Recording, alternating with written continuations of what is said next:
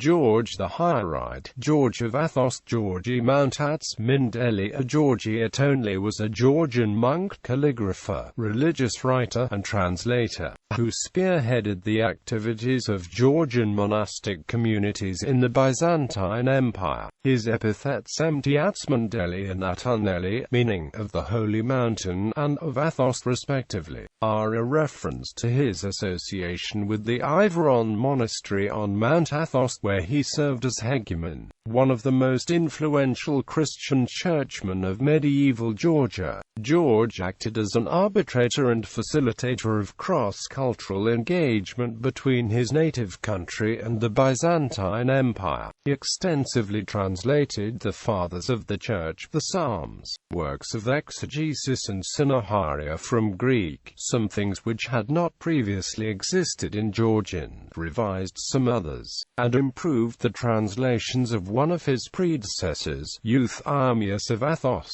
to whom George dedicated his most important original work, the Vitae of John and Euthymius. Active also in Georgia, he helped regulate local canon law, and brought his young compatriots to be educated at Athos. His defense of the autocephaly of the Georgian Orthodox Church when it was questioned by the Patriarch of Antioch made him one of the most venerated saints in Georgia. He featured prominently during the Great Schism between the Eastern and Western Christendom, being one of the few Eastern churchmen who defended the separated Western Brethren. Biography. George was born in Trileti, of southern province of Georgia, into the aristocratic family of Jacob, sometime envoy of King Bagrat III of Georgia to Iran, and his wife Mariam. He was sent to a local monastery at Tadrisi at the age of 7 to commence his education, and after 3 years moved to another at Karkuli. Around 1022, George was sent to Constantinople, where he mastered Greek and gained a profound knowledge of Byzantine theology. After his return to Georgia in 1034, he took monastic tonsure at Karkuli, then made a pilgrimage to Jerusalem, and subsequently spent some time as the disciple of another Georgian monk, George the Recluse, on the Black Mountain near Antioch.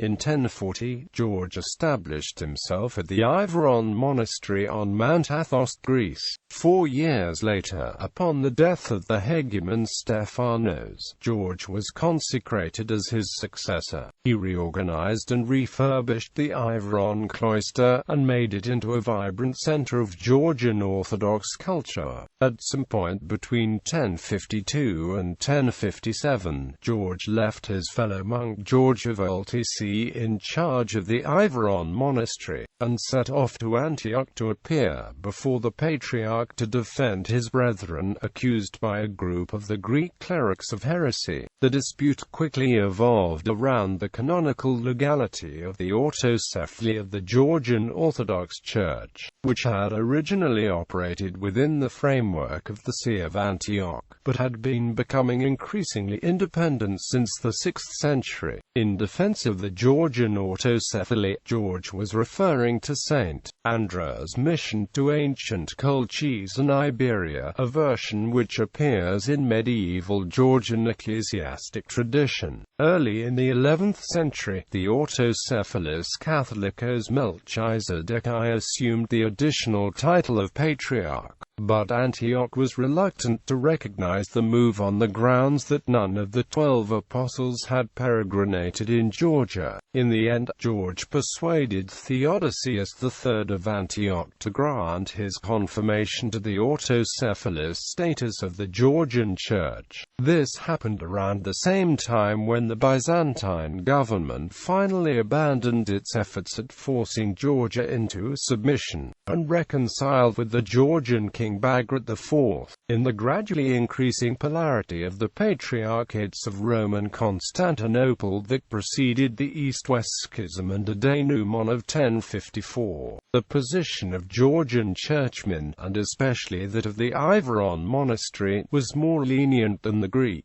George was one of the few clerics in the Byzantine world who had deplored Michael I's Cerularius's stance towards the Western Brethren aloud, and asserted, in 1064, in the presence of the Byzantine Emperor Constantine X, the inerrancy of the Roman Church. Although George declined Bagrativi's repeated urges to lead the Georgian Church, he, in 1057 took up the royal invitation to return to Georgia for 5 years. There, he initiated reforms in the Georgian Church that were to contribute to a cleansed ecclesiastic hierarchy and regulate its relations with the increasingly strengthening royal authority. On his way back to Greece, George visited Constantinople and obtained the imperial decree for the education of Georgian students at Athos. He did not reach his destination, however, and died at Athens on June 29, 1065.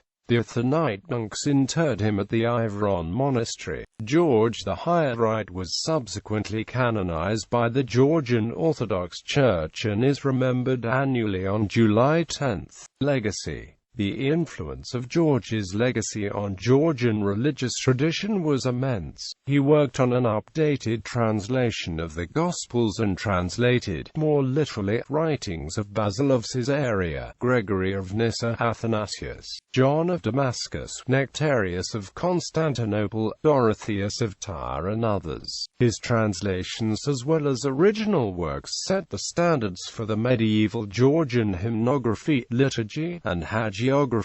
His work may be considered as a continuation, and to some extent a rectification, of that of Euthymius, and marked the high point of the literary tradition flourishing at the foreign centers of Georgian monasticism. The activity of George and his fellow Athonite Georgians laid a foundation for the basic principles of the practice and moral life of Christians, as well as the relationship between the royal court and the church, later promoted and officially adopted by the National Ecclesiastic Council of Ruisi held under the presidency of the King David IV in 1103. The Vitae of our blessed fathers John and Euthymius and an account of the worthy achievements is George's most important original work, dedicated to his Athonite forerunners.